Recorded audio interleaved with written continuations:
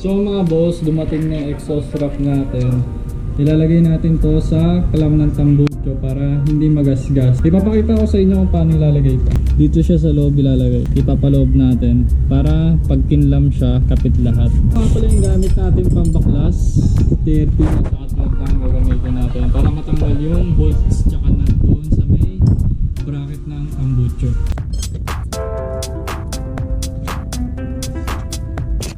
Ito na yung tambucho natin. Ilalagay na lang natin yung thermal wrap ang tawag dito sa exhaust. Kasi kita nyo naman nagasgas na yan. So hindi talaga may iwasan, mabato, mabuang yan. So ayun, lalagyan na lang natin to para mas kapit na kapit siya. Tapos syempre pupunasan natin yung tambucho natin bago natin ilagay itong wrap sa loob. Walang wrap yung stainless na tambucho nyo, ito yung mangyayari, ayan, na hindi talaga may iwasan magasgasan. Ayun o, may gasgas na siya. Ito din. So tatanggalin natin to, tapos pupunasan, tapos lilinisan.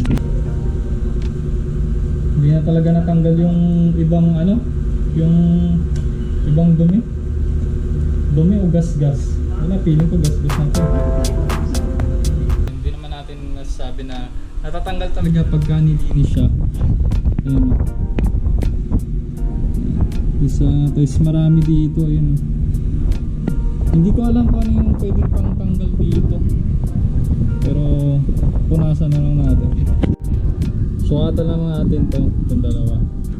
Ay, madali lang naman siya gawin. Pagka nasukatan nyo, saka nila kakalam dito. Yung adjustment madali na yan. So nakabit na natin. Ito na yung magiging itsura niya pag nakabit niya. Ayan. So konting adjustment na lang pagka kabit dun sa bracket. So hindi nakita yung gasgas dito sa likod kasi may wrap na siya.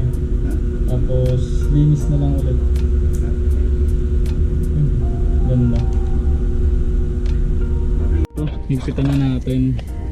Higpitan natin dito, tsaka dito, tsaka dito. Ito na yung itsura niya. Bang! Mas ano na siya tignan. Mas bumagay na. Kaysa kanina wala pa siyang black. Yun o. So linis na lang natin daw tayo punas para hindi makita yung mga gasgas. Wait, what if the song was in Tagalog? Pwede mong titigan dahan-dahan, malapit kang katawan sa tagin. Tumatampi na parang tubig na panalo pa bang hinihintay mo? Ikaw lamang ang hinihintay ko. Kapag mamuha pa, would you touch me?